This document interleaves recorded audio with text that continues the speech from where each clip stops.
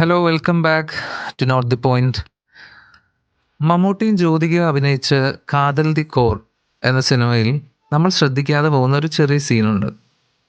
കോടതിയിൽ വെച്ചുള്ള ഒരു രംഗമാണത്. ജ്യോതികയുടെ കഥാപാത്രമായ ഓമന തൻ്റെ വിവാഹ ജീവിതത്തെക്കുറിച്ച് സംസാരിക്കാൻ എഴുന്നേൽക്കുകയാണ്. വർഷങ്ങളായി മനസ്സിൽ കൊണ്ടുനടന്ന കാര്യങ്ങൾ കോടതിയിലെ ആ പോഡിയത്തിൽ കയറി പറയാൻ പോകുന്നതിന് തൊട്ട് മുമ്പ് ഓമന തൻ്റെ കയ്യിലുള്ള ഹാൻഡ് ബാഗ് മമ്മൂട്ടിക്ക്, അതായത് മാത്യുവിന് കൊടുക്കുന്നുണ്ട്.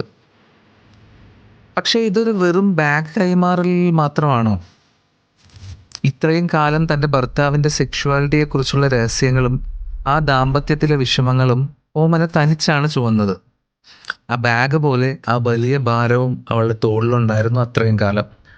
കോടതിയിൽ സത്യം പറയാൻ പോകുന്ന നിമിഷം ആ ബാഗിനൊപ്പം ആ ഭാരവും മാത്യുവിലേക്ക് മാറുന്നതായി നമുക്ക് കാണാം. മാത്യു ആകട്ടെ ഒരു എതിർപ്പും പ്രകടിപ്പിക്കാതെ അത് വാങ്ങുന്നുമുണ്ട്. മമ്മൂട്ടിക്ക് ഈ സീനിൽ ബോഡി മൂവ്മെൻറ്റ്സ് വളരെ കുറവാണ്. തൻ്റെ ജീവിതത്തിലെ ആ വലിയ സത്യത്തെ അവിടെ ശാന്തമായി അംഗീകരിക്കുന്നത് എത്ര പെർഫെക്റ്റ് ആയിട്ടാണ് അദ്ദേഹം ചെയ്തു വച്ചേക്കുന്നത്.